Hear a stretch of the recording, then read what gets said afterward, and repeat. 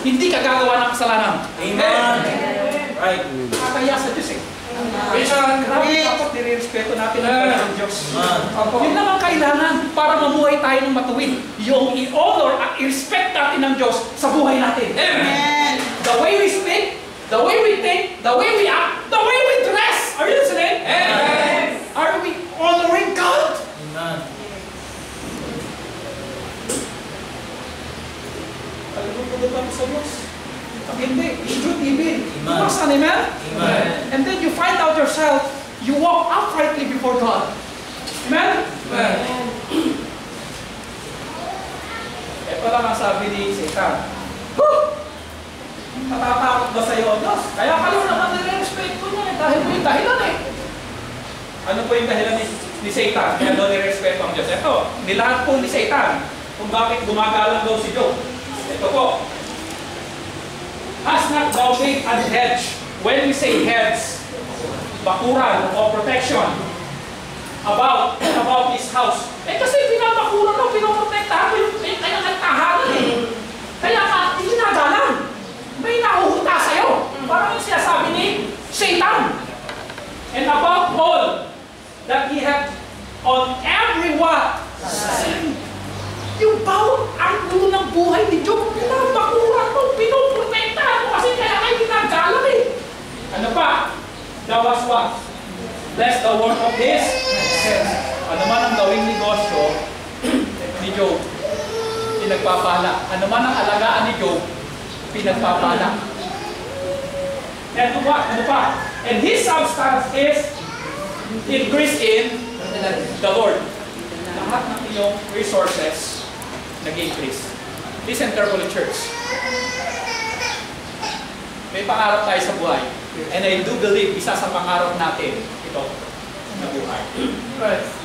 Well protected ng Diyos. Amen. Magbubukas ka ng computer shop. Ang daming customer. Well protected ng Diyos. Amen. Magbubukas ka na. Mag-aalaga ka ng kalabaw. Triple agad. Yung mga best ng Panginoon. Ayun sila. Papasok ka ng trabaho. Nakupromote ka. Naging regular ka na ngayon.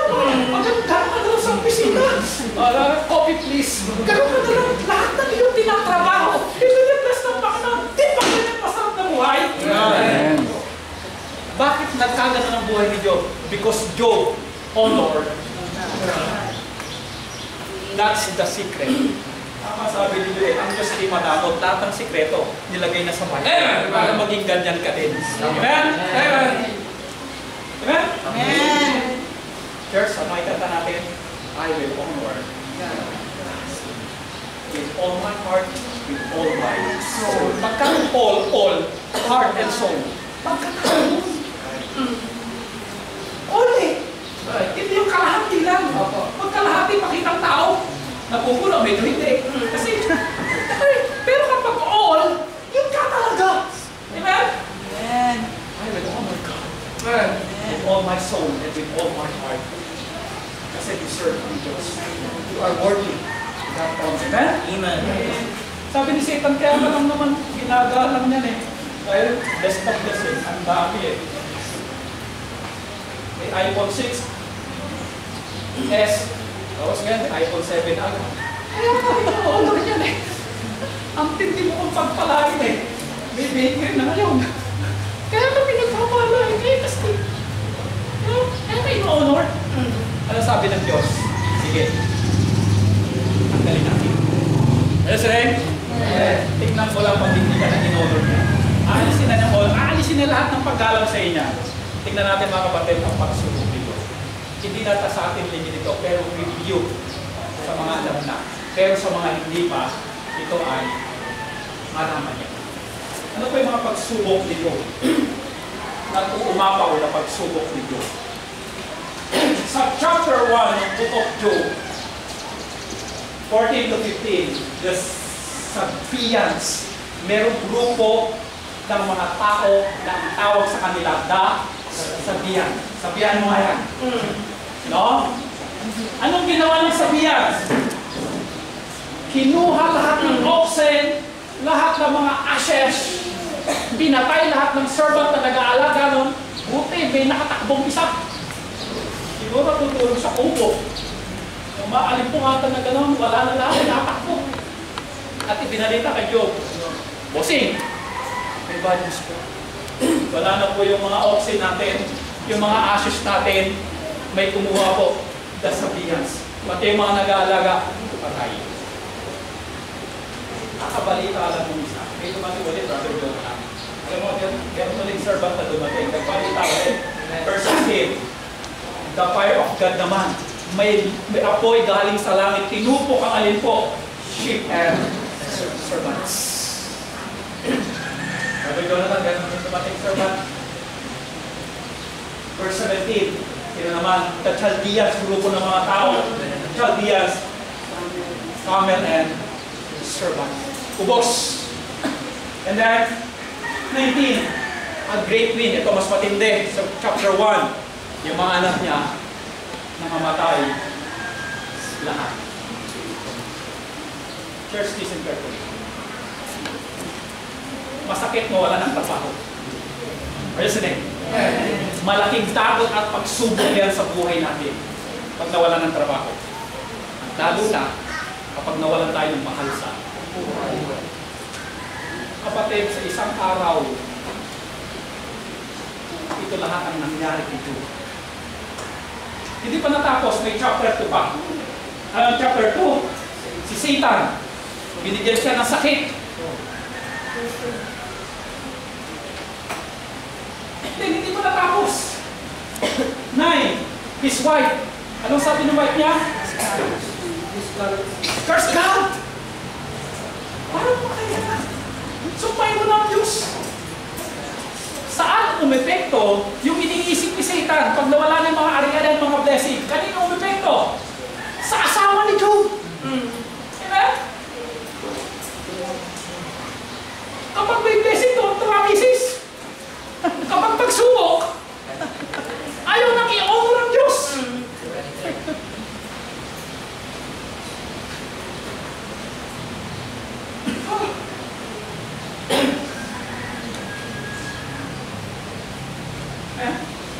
Napakalaga bilang lalaki, turuan talaga misis. Amen? Ano man ang meron tayo, we will honor God. Amen? Yan na nga ang kabiyak mo eh. Yan na nga ang partner mo. Sa hirap at ginahawak, sana ano man ang mangyari, yun pa rin. Amen? We will honor God. Sabi nga natin ko, nasa iba ng buong mga ari-arian sa mundo, kung may sakit ka naman, hindi ko rin mai-enjoy. Tapos sa tingin niya mga kapatid, yung buhay ni Job, ka-enjoy-enjoy lang. Nang may blessing siya, ka-enjoy-enjoy ito. Pero sa sitwasyon niya ngayon, ka-enjoy-enjoy ba buhay? Masaya ba buhay? Cloud na ba ang buhay? No. Let's repeat. Kapag po ang tao ay discouraged, are you listening? Na-discourage na po ba kayo? Yes. Kapag discourage kuminsan ng tao, ito ginagawa ng tao. Pumupunta sa isang sulok. Kung di ba may pader niya, yun na to. To camera is to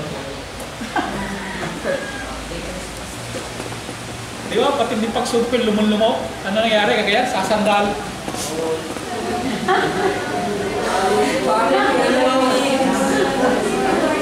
Sira po muna. Kaya ganyan pa, di sasalumpak. At ilang araw mga kapatid, di mo siya makausap.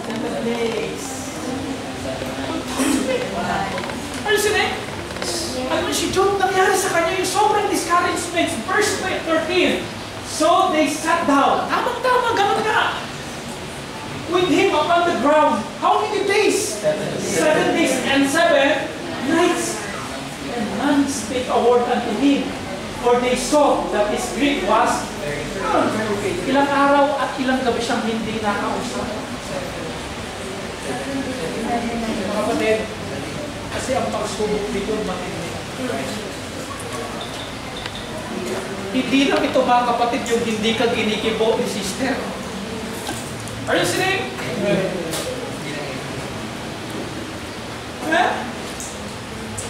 Hindi lang ito mga kapatid yung pimples yung iba.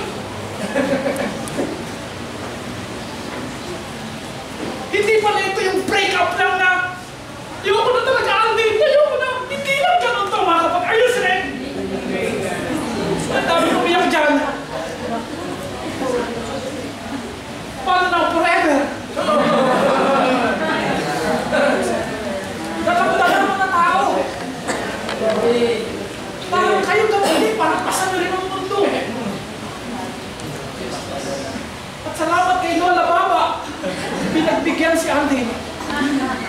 Please, mga kapatid, hindi lang ganito. Hindi ganun katindig. Hindi lang ganun ang problema ang sumalakay ni Job. Amen? Yung loss ng iyong mga mahal sa buhay. Yung loss ng iyong mga ari-arian. Hindi basta. Let's review. Nag-uumakaw na pagsubok. Dating may oxen as a servant, ngayon. Dating mayroong sheep at servant, ngayon. Ganong kalungkutan, are you listening? Tingnan mo, minsan pagka-abroad, nandun naman sa abroad ka, hindi naman talaga nawa. Pag magpapaalaman kayo, patinding hagol gulat, at para ngayon mong umalis. Kasi mawawala. Mahirap mga kapatid yung may mga bagay na kasanayan ka, mawawala. Amen. Pagbukas mo dati ng rep, mayroong pagkain, pagbukas mo, wala. Yung motor mo, pinarap mong gano'n, pagbalik mo, wala.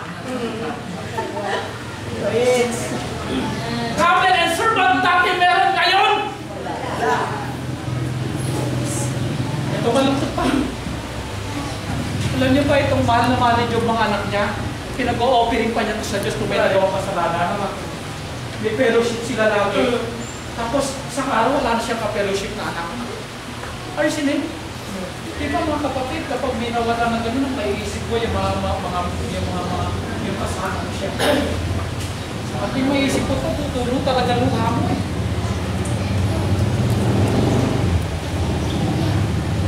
Pero sabi sa chapter 1, notice, Job sinned not, nor charged God foolishly. Sa kabila ng chapter 1 na pagsubok, ano pa rin si Job? I will honor.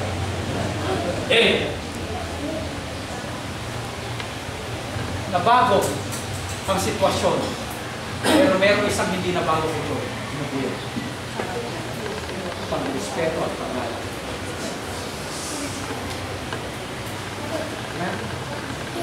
Sabi nga noon, sa lahat ng ito, di nagkasama si Job sa Diyos.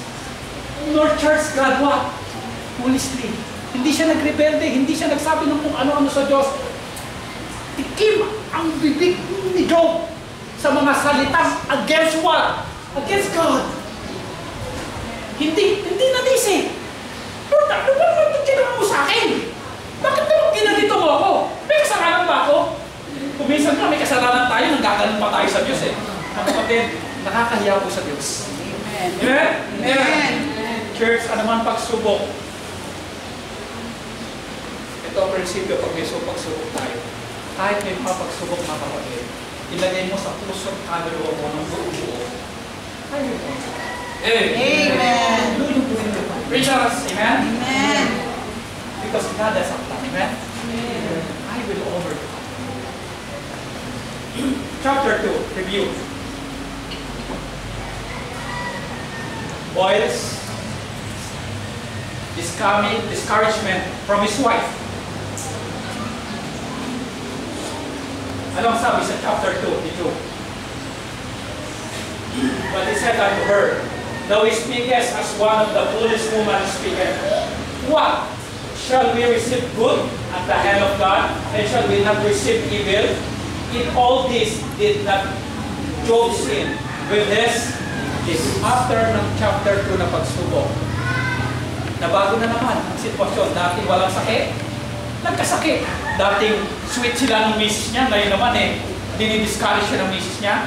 Kahit nabago ang sitwasyon na yun. Kami talaga nabago ang sitwasyon eh. Amen? Still, sabi ni Job, I will respect, I will honor. Amen. umapaw na respeto sa Diyos.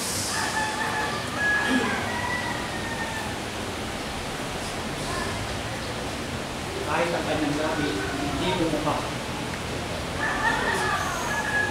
Diba mga nangyayari sa buhay dito sa mundo? Kapag gamit na ang nangyayari. Are you listening? Pansinin niyo ito. Pansinin niyo po ito mga kapatid. Ang Kristiyano, pag nagka-problema, kadalasan, pero hindi naman lahat, pag Sunday, nawawala. Diba, Brother Jaime? That's right. Obserbahan nyo ang sarili nyo. Are you listening?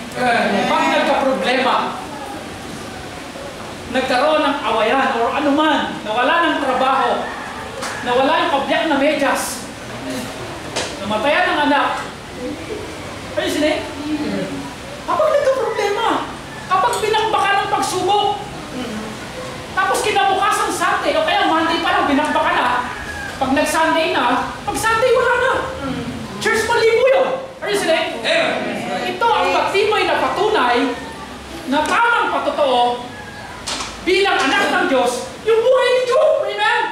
Ano man ang dumating na pagsubok, I will honor God. Amen. Richard. Kaya pag may pagsubok ka, lalo kong magsimba. Amen. Huwag mawala yun. Opo. Preach. Amen? Yan ang kalooban ng Diyos. Hindi nagkasala.